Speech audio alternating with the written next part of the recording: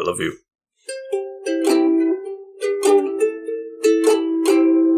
Gentlefolk, ladies and men, we're glad to have you here again. So please, won't you come on in and sit with us here on the couch? Hello, everybody. I am the Green Traveler from Gorsh. And I am the Faceless Leon. That was very nice. Should we just take that and replace the ukulele thing, or you play that to ukulele? Oh god, I don't know if I'd be able to play that to the ukulele. I could try. Yeah. I'm not that great at the ukulele is the thing. I just kind of try to copy other songs until I can kind of play like a few bars, and that's about it. Well, I mean, I totally dig our little intro. Maybe we get some feedback. Yeah, Delmo will say something. I'll try to record a whole 3-person thing. I'll try to see if I can get my harmonica and my ukulele backing that tune. Go. Oh, that'd be fun. Well, did you introduce yourself? Maybe. I introduced myself. I'm the Faceless Leon, so it's a pretty good thing this is an audio based. Not that it's not intriguing to witness audio. It's kind of psychically resonated off of my scalp is what's going on. But it's kind of interesting. But after a while, it can be either a little disturbing or sometimes initially extremely disturbing. Yeah. But you know what I was thinking? Just my voice. That's all you need. I mean, it's blank. So it's beautiful. Yeah, it's very, very dulcet tones. I love it. Yeah, oh, thanks. Yeah.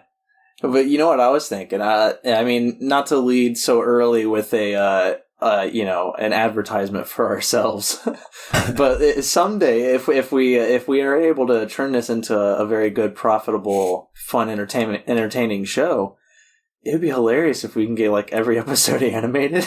Yeah, no, dude. Well, not maybe not every episode because it takes a lot to animate, but right. Have an animated special or something every now and then. I don't know what to say on the actual show, but between you and me, so we'll see. I have been talking to this person I used to work with who's an artist, and she's still a student, and she wants to get experience in animating. And I told her, hey, I've been looking for somebody who would like to be regularly commissioned for some stuff, and then you can get some experience and, animate just what you want. I was thinking more like clips to start. There's a lot of... Yeah. I love watching the Bim Bam animated, dude. That shit fucking cracks me up. Just force her to watch a lot of our old tapes right now. Just be like, we have 100 episodes. Watch all of them. Yeah. Well, initially I would contact her about Adventures in Validborn, but I can talk to her, see if she's interested in looking at that, because... I mean, unless we're doing fun, goofy stuff like they do in the Bim Bam shorts, I'm not so certain that just us sitting there behind a desk is gonna be. I don't know, man. We might have said some crazy shit over the past few. We sure probably did. I know we shit did. It's gonna be. We shit did. We shit did. I wonder if she'll ask for the plans of Area 51, though. That would be. Oh, is she gonna exploit us? Is that how... We're not open for blackmail. You can't blackmail us. No, she can't. I mean, now that she knows that I don't truly have a face, she might try. You don't think you're that intimidating? Just seeing you is not enough for her to just, back the fuck off? Well, dude, okay, you talked about the dulcet tone, right? My philosophy is, why make an angry voice if you don't have an angry face? How strange would it be to turn around and look at this blank face? You say strange. I think for a lot of human beings, it's scary. It's not strange. Right. It's seeing the absence of what they've always known. Oh, I think a lot of them would poop their pants immediately. Be like, who was this thumb person? What is going on? For whatever reason, though, seeing a green little, Gorshin fellow, that doesn't freak them out at all. They're just like, damn, this must be in, Chicago or somewhere. But shit, a long way away from talking about what we're here to talk about. And we sure are.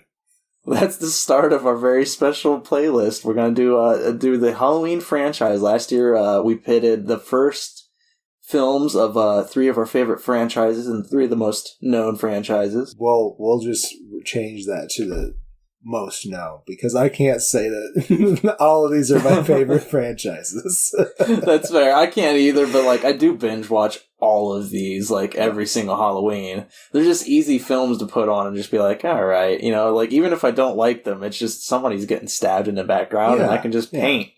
Right, sure, yes. So get all of your catharsises out, just all of them. Yeah. I'm just painting a happy little painting, and then in the background, somebody's screaming and getting stabbed. And I'm just like, this is nice. I'm just going to make some water right here. Somebody should ask Aristotle if Pandora was releasing catharsises. I know that he's dead, and also that it is only catharsis in the singular. But I want the horrible things in the life that came out of the box to be catharsises. I want that to be what they're labeled now, and we just got to get the professors on the phone. I'll let you work on that one. I can't say there's much driving interest on my behalf. Fair enough. So, Friday the 13th. Friday the 13th. Yeah, we'll start with Friday the 13th Part 2. It came out on April 30th, 1981. Just a couple years after the first one, directed by Steve Miner, written by Ron Kurtz. Friday the 13th, for all those out there who did not know, was supposed to be an anthology series. It was going to be just a bunch of different movies where they just focused on different superstitions of the holiday. Well, it's not really a holiday, but of the day, the Friday the 13th. And fuck that. Immediately, they're just like, fuck that. We'll do the exact same fucking shit. Yeah. Like, it made money. This will make money. We're good. We'll just have Jason do it. I don't remember exactly what I said in the first one, but honestly, I'm really surprised that movie made money. Because right. It is, honestly, I had a hard time watching it sometimes. Yeah, it wasn't that good. You know, it had some good qualities, like, and this film shares those good qualities because it's the exact same fucking film. Yeah. And like, there's an added layer. The soundtrack, though, you know, I like the kill. Yes. Yes. Yeah, that's great. Good. And it's only used when he's there. Like it's always disturbing because you're just sitting there, you're watching these like scandalous little camp kids going around, and you don't give a fuck about any of them. They're all just like horny little bastards, and you're just, this is okay. I know most of you are gonna get killed, so we're gonna play this out, figure out which one of you is gonna be the final girl, you know, and kind of root for her after a bit. And so you're just watching these kids, and you know nothing's gonna happen unless you hear that fucking sound. Like if that kill, if that's not playing, you're fine. You know these kids are just gonna have sex and it's gonna be good. But it's just like once that happens, you're looking around for what the weapon's gonna be. You're like, ew, how's he gonna kill these kids next? Ooh, it's gonna be fun. I do like that part that he always uses something different until it is nice. The machete, I guess. I don't know. Yeah. I don't know when because this film, like the first one, it doesn't really have a lot of the staples of the franchise that we know. You know, Jason's not wearing the mask. He's not using the machete. Maybe he uses the machete in this. I can't remember. I don't know though, because the wrong side of it is sharp. They cut into people with the curved part, but I'm pretty sure the inward curved part, that is. I'm pretty sure that the outward curved part is the sharp part. I'm pretty sure, and there was definitely a lot of times where the other side was cutting it. So maybe it's like some kind of scythe, or maybe if we really want to give an excuse, maybe Jason, just because he's a crazy wilderness guy, decided to sharpen both sides. Yeah, we can give him that. He gets pretty bored. The camp counselors aren't out there. That was the word I was looking for earlier. Right? Yeah, it's been 5 years. I was struggling so hard to remember the word counselors. I was just like, kids, camp kids. And I'm like, they're not kids yet. That's like Friday the 13th Part 6. Like, goddamn, I can't remember what the word for counselor was. Jesus. That's where I'm at today. I have never watched any of these movies, so this was my first time around. Oh. And yeah, I do have to say, first off, that I liked it, but more than the first one. I think the quality of the actual filming was just better. However, I think less happens. Like, yeah, it really is just bare bones. It really is. Slasher film. And it seemed like they were trying to say something, though, too. Were they? I don't. When they were at the bar, and right, they Jenny, did have that. Like Amy Steele. She our final said, girl. She was talking about Jason's psychology, and these guys were just like, they really shut her down about it. But I didn't understand why. I thought what she was saying was kind of interesting, and they put that out there. However, they didn't do anything with it. Like she apparently sympathizes with Jason. Yeah, she understands his psyche a little better than more people do. Like where he's coming from with his anger, with his vengeance. Yeah, and that plays towards the end because as I've already spoiled, Jenny is the final girl, and so she uses her understanding of Jason to try to get away from the situation. I actually really liked what they do with Jenny. Yeah, I thought that was pretty cool. Yeah, I thought she was really smart and she wasn't afraid to use it, and she was quick thinking. Mm-hmm. I thought she had all the great qualities of a hero. So good final girl. I did like her, and it's kind of.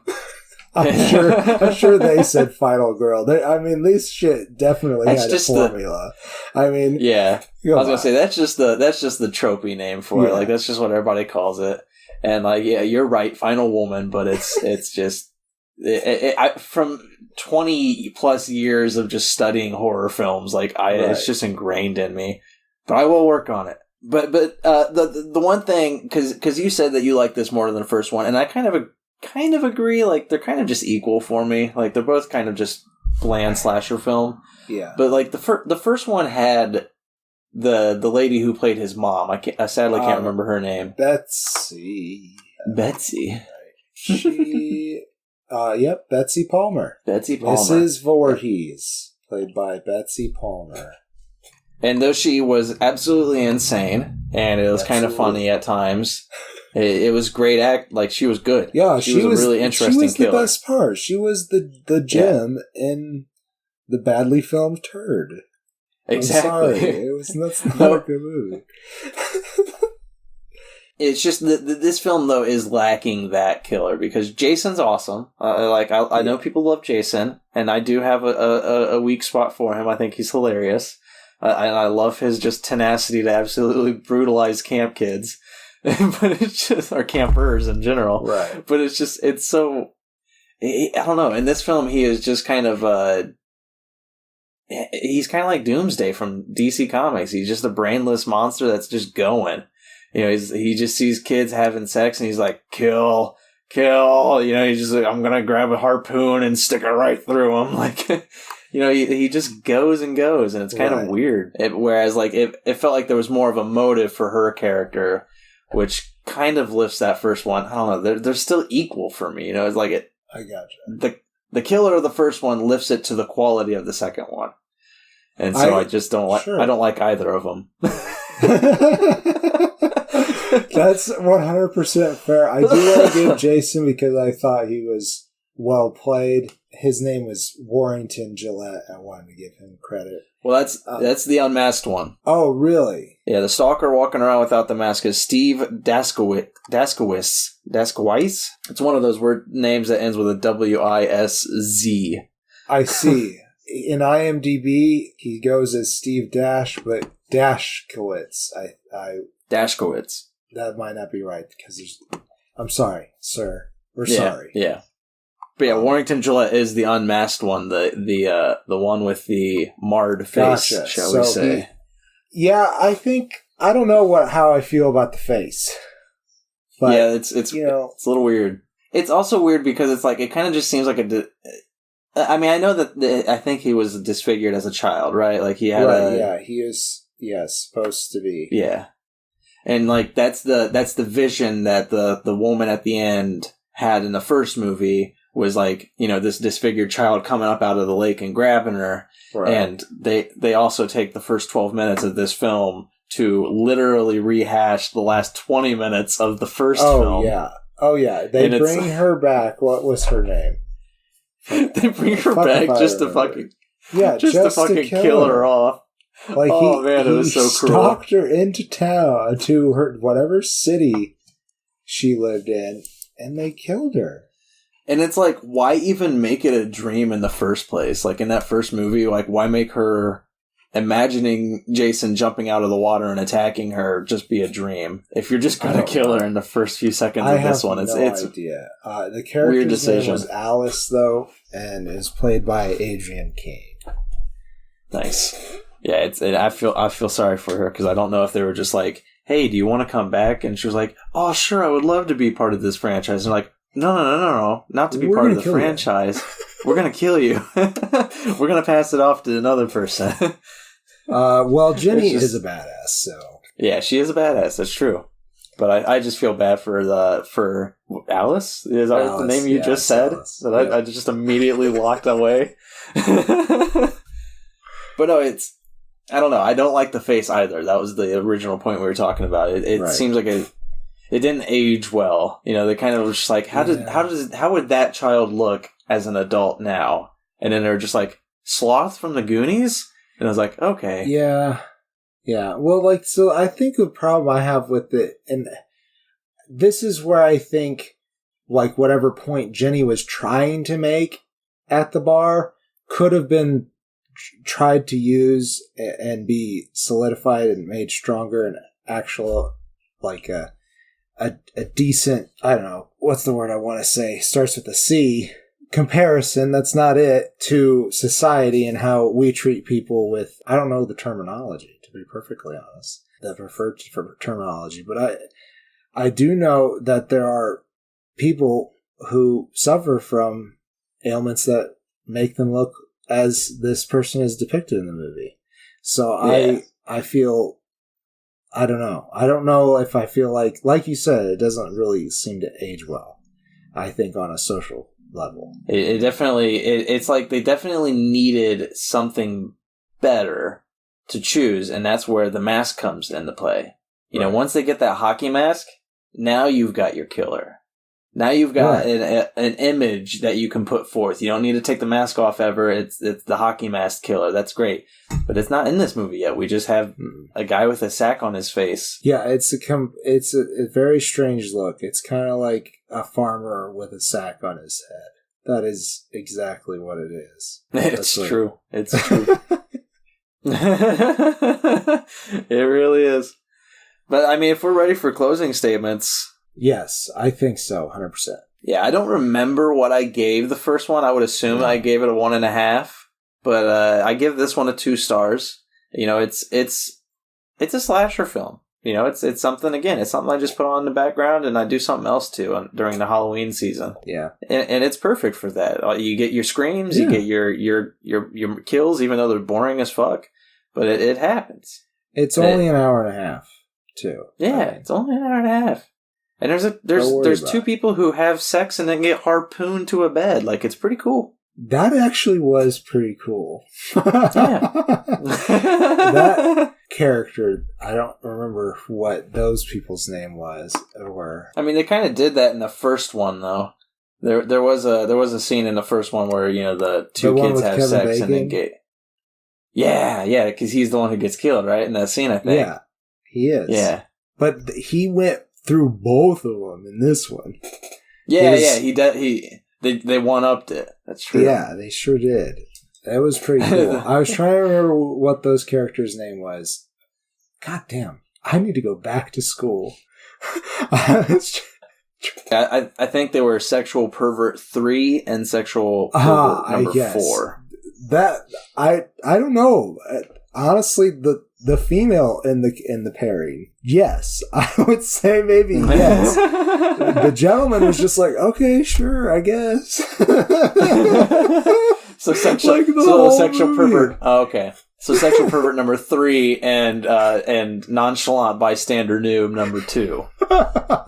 We also had Mark, played by Tom McBride, And yeah, He's a lot of people in this movie, their picture for IMDb is DB. Is Internet movie base data. Yeah. Their picture is a still from this movie. A lot of people who were in this movie. Yeah, it didn't really launch anybody to career stardom. Not quite like Kevin Bacon. No. Who's on TV currently. Unless that show got canceled. But anyways.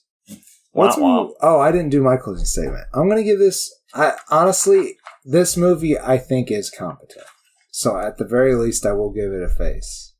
There are things I really liked about the movie, and there's other things that were just like, this is really kind of boring. So, I don't think you have to watch this movie, but like you said, if you're marathoning them, why not? Why wouldn't you watch it? I mean, it's the first time you get to see Jason, and he's different than you think of him. So that's true. It is the first time. First time, first crime. Well, I guess he is in that first movie, but barely. Same shit, same day. 5 years later. 5 years later. Do you need to get a drink before we move on to Halloween 2? I do. Actually, 100% need a soda pop.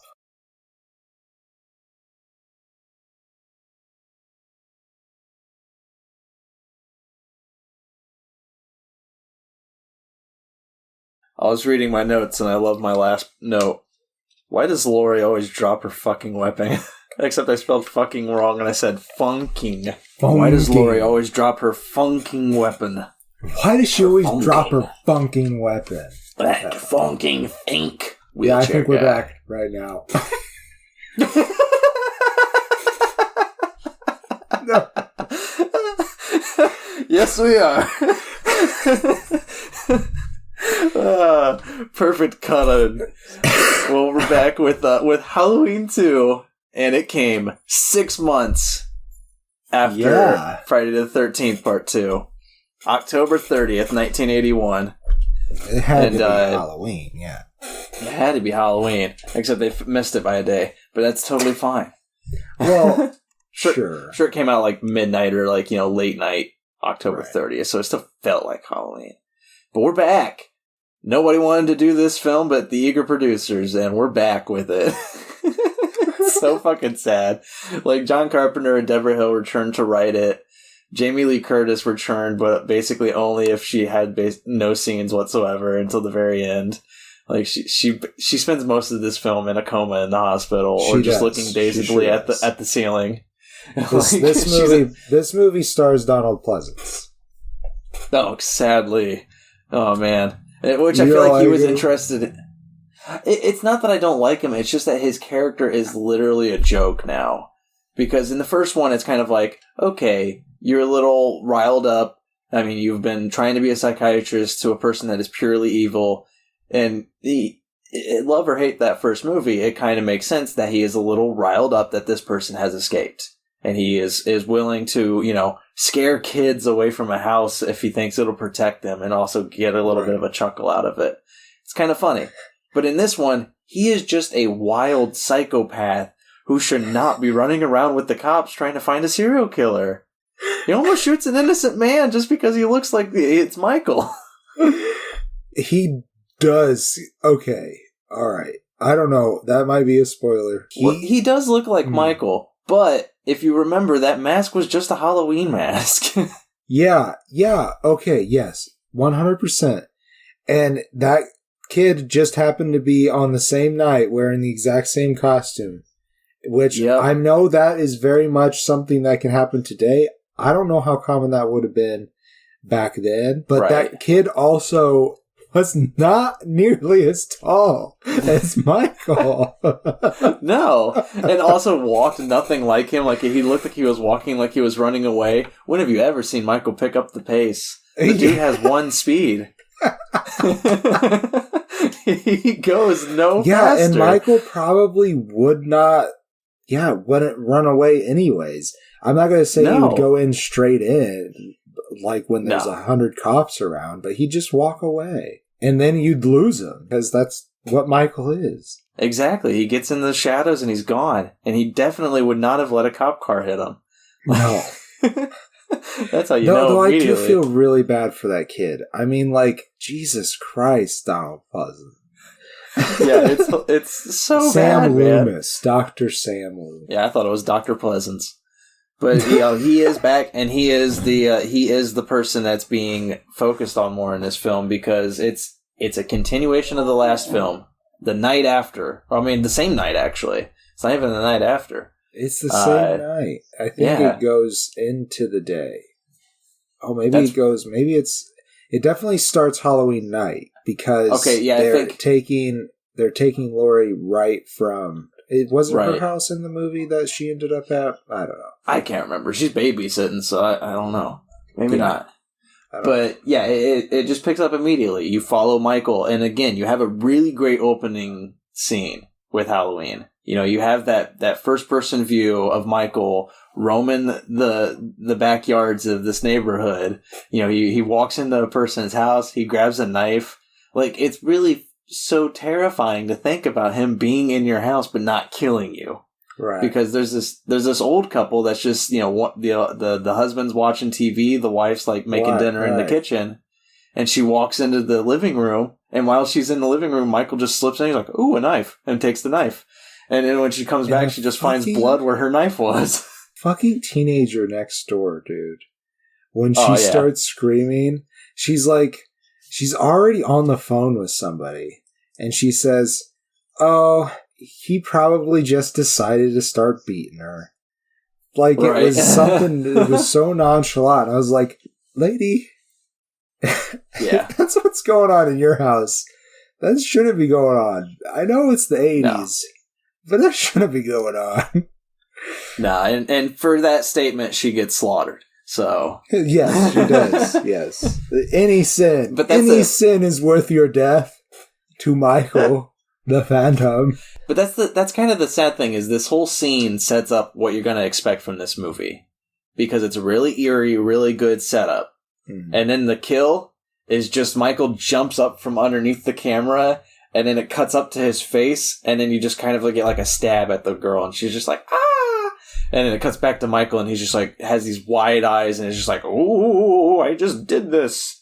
I love killing." It's such an unsatisfying jump scare. Like, it's not even a jump scare, but it's so unsatisfying that it's like, okay, that's what this movie's going to be. It's going to be a lot of good setup to nothing. That's kind of how I feel about it. The whole run of this movie it doesn't seem like there's a lot of heart in it.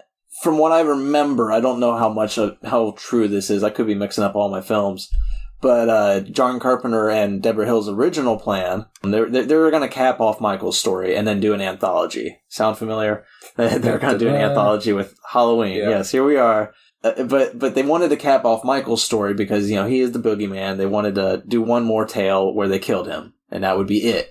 And the original story, I think, took place years later. Laurie was now living in an apartment somewhere, and he finds her at the apartment complex, and it's him going through the apartments to get to her. That's 4? And, that sounds really cool. No, that's what this was supposed to be, number 2. Oh, okay. That was their original plan, but they were rushed by producers. They weren't really interested in going back to a sequel, but producers wanted that money. So they kind of forced everybody to get involved in making a sequel real fast. And there just wasn't a lot of heart in it. And it definitely reads in the end result, I don't know if I said, but the director is Rick Rosenthal. It wasn't John Carpenter. He passed the project on to Rick Rosenthal. This was his directorial debut. It does not quite feel like Carpenter. It definitely has, it's just like Friday the 13th Part 2. It has a competent slasher film feel. Sure, I definitely liked this one better than Friday the 13th too, though. Oh yeah, definitely. I can agree with that. I know we're not really at that point, but I do want to give it its credit due because I really, honestly, quite enjoyed this movie. Maybe because I haven't seen it before, but nice. I do recognize that there was something about that first movie that was just so iconic, and it didn't quite get replicated in this movie, but enough to make this, I think, a competent sequel. especially Right. the ad with the relationship between Lori and Michael. I think it was poorly done, the addition of that, but I think that it will make good for later films. They retconned it in the new ones with Jamie, where the most recent new one where Jamie has a throwaway line where somebody's like, "Aren't you guys related?" And she's like, "No, that's what some fucking news reporter made up." Like, they just immediately retconned it. It's like, no, we're getting rid of this storyline. Because, like, if you think about it, Michael is just supposed to be scary. He's just supposed to be a boogeyman. And if he has a vengeance plot, if he has something tying him, it doesn't... I never thought it was vengeance. Yeah, the connection. Yeah, but if there's a reason for it, if there's some kind of mental connection, it just doesn't make it scary anymore. It gives him a purpose, like a drive. And it's like, he's more scary if he's driveless. If he's just fucking going. Well, I don't know. I think that might be a matter of opinion, because I think the fact that her knowing that, for at least from the other side of the story, her knowing that they're related gives her this, it makes it really, like, I think that it's the repressive life aspect of it, because now that character is going to be complicated by that, because now they're going to start trying to remember things, rather they're fabricating it or not. I think that could be very interesting. That's true. That's true. From the hero's perspective. But from Michael's perspective, I don't see why that would make Michael any less scary to Lori. And we're experiencing the story through Lori. So for me, I don't think it makes it less scary. But yeah, it definitely sets her on edge for the rest of her fucking life. Like the thought that this monster, this boogeyman's always going to be after her for that. Yeah, that does make him more scary to her. It's just, I don't know, from the audience perspective, for me, he's terrifying in that first movie because you don't know why he's doing this. He's just insane. He's just a scary monster. And he's not even interested in Lori at first. He's just like walking the streets and he's like, "Ooh, college girl, gonna kill this." And that's just what he's doing. And so it's just, for me, that first one is frightening because of that ambiguity. You don't understand Michael. He's unstoppable. Right. You shoot him 6 times, he falls out of a 2-story window, and then he's just gone. He just walks away from it like nothing happened. I don't know what they're going to do in the 4th one, because I know it's not the 3rd one that they do it in. I can't wait for the 3rd one. Because of the ending of this film. I don't know. There's definitely a decisive ending to this one. Yeah. It's a very kind of like a Doctor Who red herring thing, if I remember correctly. Where it's like the 4th one starts off where it's just like, man, they were kind of singed. That sucks. Would it have anything to do with Dick Warlock? Yeah, he plays the Shape, which is what they credit Michael as. Indeed. But anyhow, I just thought it was funny because of Warlock and, stupid nerd. He is great as Michael, except for the close-ups. When they do a close-up of him and you can see his eyes, his eyes are just kind of goofy. And it's so funny. But from far away, he does the menacing stalk really fucking well. Yes. It's just like, it always reminds me of John Carpenter's direction in Nick Castle, just walk like you're doing nothing. Like, just go to a place. You got no goal, you're just going. He is just going, and he just is going after Lori.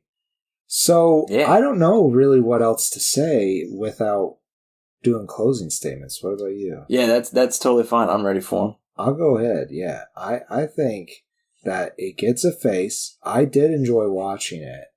I think it was a good sequel. I've definitely seen much worse sequels. Definitely. Right. And I've heard of the direction they take for the 3rd one, which they were going for that anthology. So, oh man, I haven't shown you the 3rd one. You haven't seen it? No, I haven't seen it. I think I've seen the opening credits because you. Oh my god! I definitely have played you the song from it. Maybe it was the song. that you showed. Yeah, I love so the song. we're gonna talk that next week. But this gets a face from me. I honestly enjoyed it.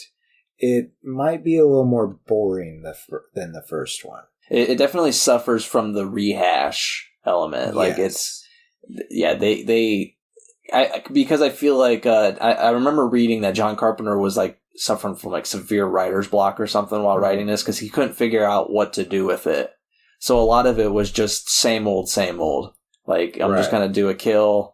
They're in a hospital for most of the film, which is kind of an interesting location for serial killings. Right. And it's just that there's one really cool kill where he drowns a girl, and that's kind of interesting. And we had a deja vu moment.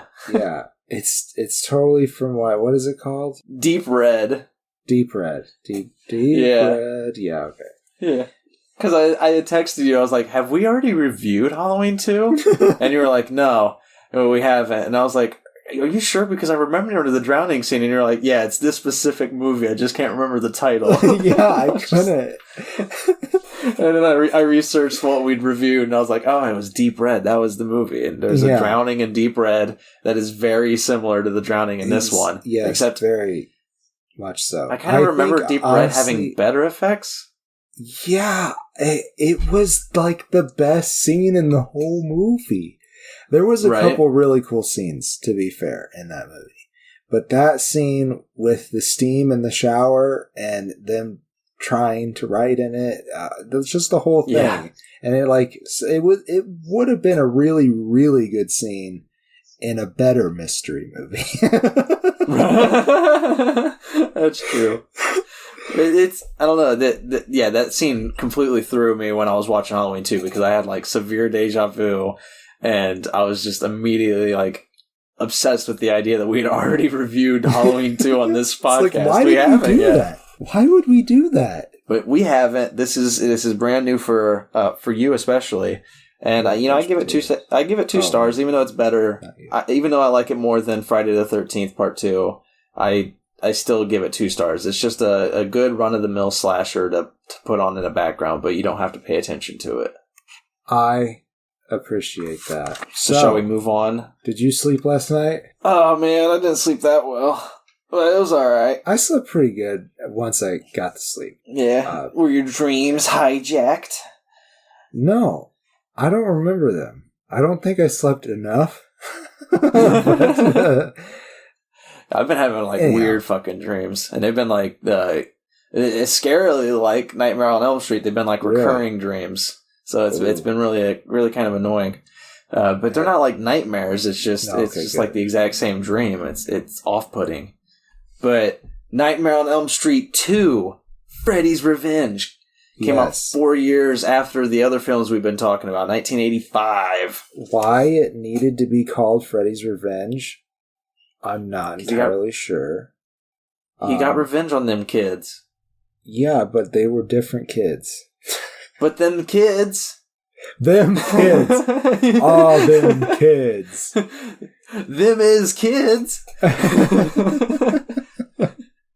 So, he's really fucking with Mark Patton just because he happened to, be a teenager living in the wrong house. So, the story behind this movie is that Freddy is trying to get out into the real world through Mark. I don't know what those kids did. I mean, obviously they failed. That's what I take away from that movie. So apparently he's in a weaker state, it seems like. I don't know why. Yeah. There's nothing in the first movie that explains that. No, yeah, they still haven't really explained how Freddy's world works, and I don't know if they're ever going to. If there's one of these franchises that I've seen the least of and that I'm very excited to watch more of is the Nightmare on Elm Street. I've seen them all, but not that many times. But I come back to number 2 a lot because I love number 2. But there's not a lot. There's not a lot explained about the world. No, not at all. But I would say that this movie could honestly stand alone. I don't think you need to see the first movie at all. Yeah, there's not a lot of tie to it. No, they have. I can't fucking remember the girl from the first movie, but her diary, because it's the same house. And Right. that's still a really scary element, especially they've already set it up earlier in the movie with Ron Grady, played by Robert Ressler. Did I say who stars in the movie? You said Mark Patton. Okay, Mark Patton as Jesse Walsh. Anyways, Grady tells him that there was a girl who died after killing her parents in the house. And Jesse didn't believe him until he finds it. And then he starts he started having the nightmares before that. And the house is really hot. There's a lot to do with the boiler and the fire that took Freddy's life. Yeah, I was going to say even the movie starts with the nightmares. Right. It's a really good opening scene. I think so. The whole movie really is pretty great. I don't know. Very imaginative. It really is. And I think a reason why it stands alone so well is because they took it from a completely different angle. Because that one was about this creepy pedophile that somehow found a way to haunt these kids' nightmares. That movie should have been called Freddy's Revenge. Because that was a revenge movie. But this movie really, I think, kind of exposes extreme schizophrenia the kind of way like Videodrome does. Yeah, you know? It's another look on possession. Yes, definitely. And I find it so interesting. I thought the angle they took was really good. And there's a lot of homoeroticism. Oh, yeah, and we'll get to that. But I also think, though, it really can show what can happen to a person with a lack of sleep, which they do in the first movie. But it's more heavily focused on in this movie. But they also go at it from a different angle in that they have a final guy and a final boy, if you want, instead of the final lady. Mark Patton as the star is a different type of horror film. You know, most horror films go for a centered lead role that is female because, I don't know, there's a lot of reasons for it. Like, I think initially it was screams and tits, to be perfectly frank. Because that's how the industry worked. Right. And nowadays it's just kind of become the thing that, it's the cliche like Cabin in the Woods says, you always have that final lady who you get to choose whether she lives or dies. You're rooting for her. Do you want her to make it? That kind of a thing. And this one you go with the final guy. You go with the final boy, Mark Patton as Jesse, and he does a great job. He's awesome. He's really good. Yeah. I really thought, honestly, most of the cast was pretty great. Right, Kim Myers as Lisa Weber, I don't know, could have been stronger, but I mean, she did just a fine job as Jesse's girlfriend, I guess. But honestly, once the third act happens and it starts following her and not Jesse, that's when I start to hate this film. Exactly. That's when I like it less. Yes. Yeah. And I feel bad because it's not about her. It's more because I've been focusing and loving this Jesse character. And then he's just kind of because I don't want to say he's gone, but you know what I mean. He's not focused on. Exactly. He's there. It's sad. He's not there. Yeah. But let's get into the homoeroticism because this is a very cult following film. A lot of people love this film, especially in the LGBT community. It's one of those cult loved films, and there's a lot to it because it is a very homoerotic film, but there is a negative to it that I wanted to bring to attention. Go for it.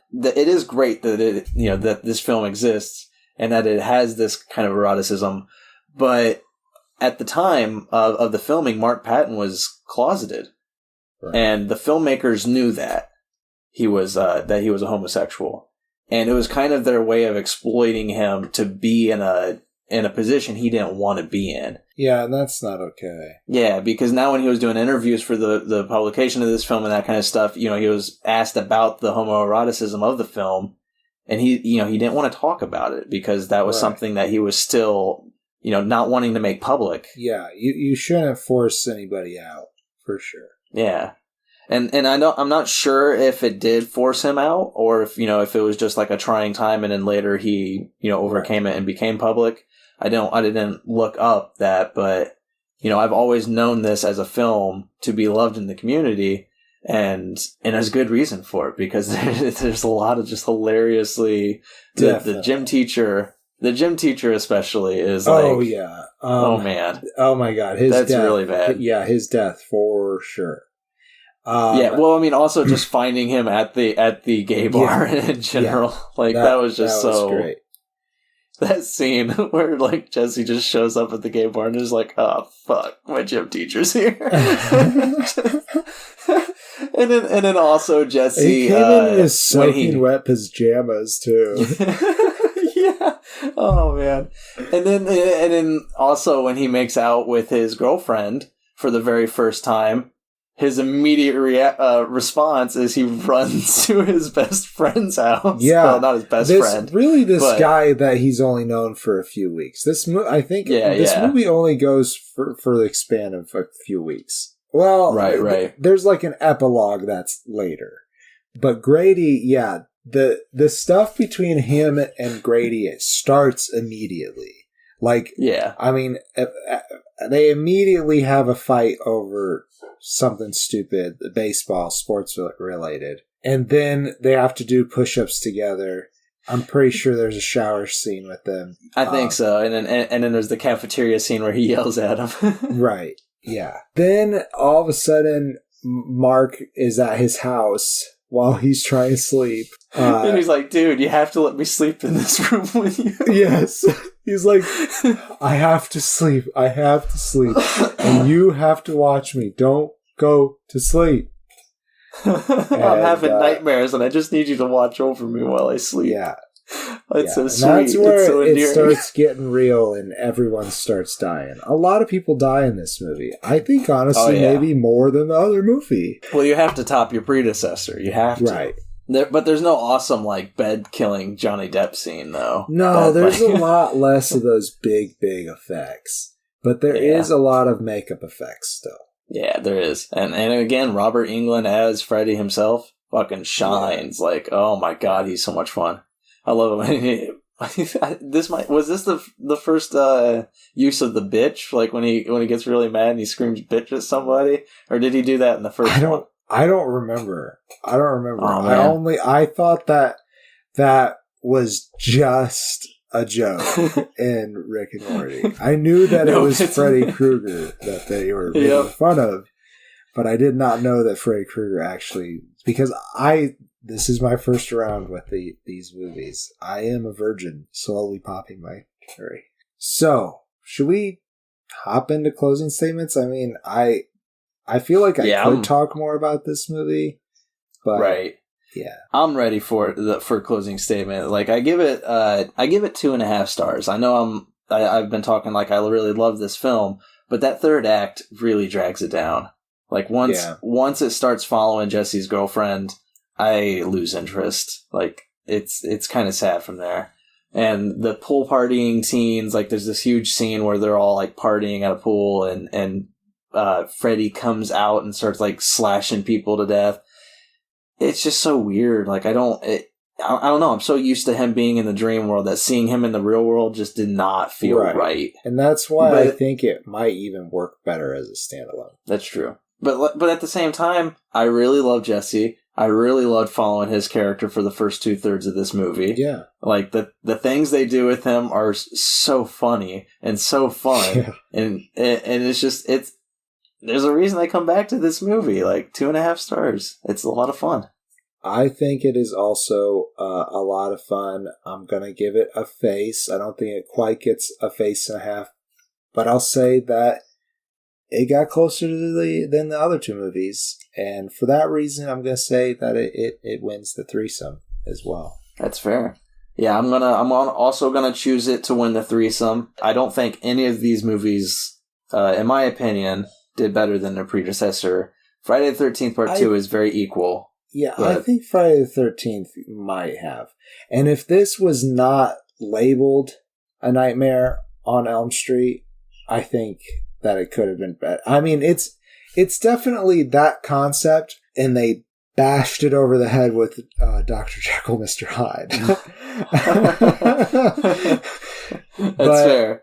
I love that type of story, and it might just be because, you know, like we talked about the dulcet tones earlier today, but honestly, I used to be a pretty angry person, and sometimes I still feel it down there.